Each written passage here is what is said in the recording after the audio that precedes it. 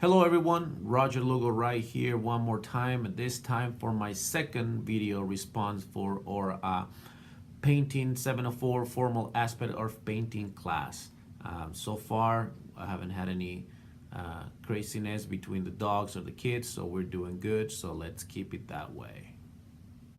For my second video response, I'm going to be reading, well, pretty much talking about chapter 19, which deal with how to read a face or how to look at a face. Um, this chapter was a little bit more difficult for me just because of the words. They use a lot of technical words, pretty much using anatomy and physiology and all that. And for me, English not being my first language was a little bit complicated for me, but I was able to understand, and I think it was a very good reading.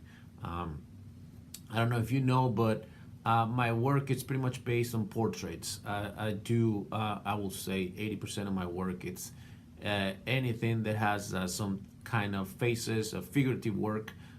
So for me, this reading was really important to catch, just because, as many of you know, the face is pretty much the first thing people look when they meet somebody. And that's the first thing you remember when you met somebody. The reading talks about how the people try to remember the way a face look, certain characteristics such as the nose or the eyes or the ears or the mouth, or in my case, my beard, my glasses, and how they use those things to remember a face. So it's in my case, I don't know if you do it, but sometimes when I'm trying to remember a name, I just think if I can put a face for that name, I can be easily I remember that person. Um, Something that it was catchy for this is that they were very specific about us artists to know every single bone, every single muscle for the face. That way we can be able to paint it or recognize it better at the time that we have to do some work. I'm sorry. But in my case, I think it's easier for me to work not learning about the bones or learning about the muscles, but pretty much learning about the shape and how the face actually creates a typical shape. I was taught to learn how to see the shapes, how to see values. So for me, it's either black and white. I just look at the roundness of the face and I start looking for guidelines that they will help me to create likeness in a portrait. I wasn't thinking pretty much about learning to know the names of the bones or learning to know the name of the muscles. But don't get me wrong. I think it's very important for us as artists to know the name of such. But by the time you're gonna create a work, or if you want to teach, I think it's easier for us to just to using those guidelines to be able to create some kind of work.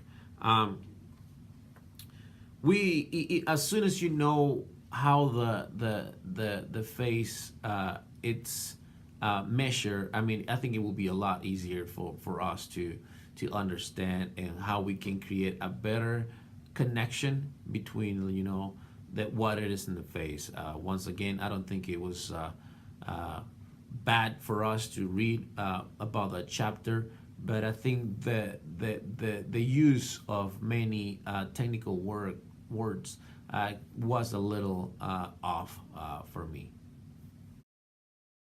Here we're looking at different images of drawings, and that explains what I was talking about using guidelines that it can help you to create realistic portraits and not just by learning the name of the bones or the muscles.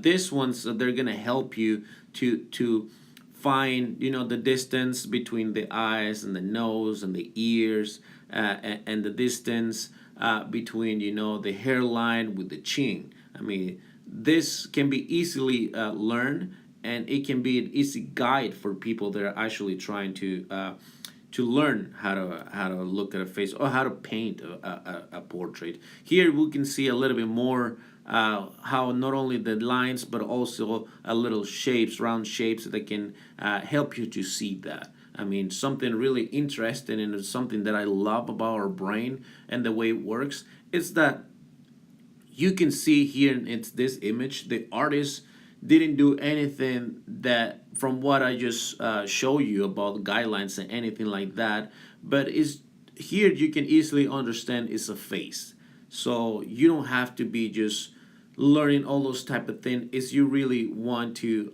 communicate something. Here the artist did a great job by just putting shapes and we can easily understand that it's a face. So interesting, right?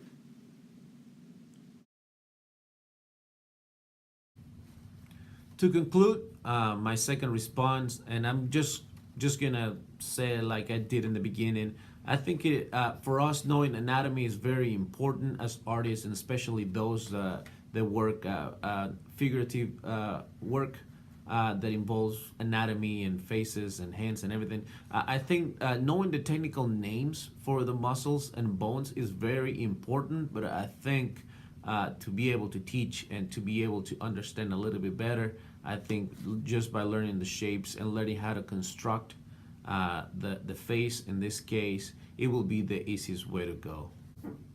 I just want to thank you for once again taking a look at my second video and actually for taking your time for watching both of my responses. And I hope it was very entertaining and also that it was a good time for you to learn a little bit of what I got from my readings.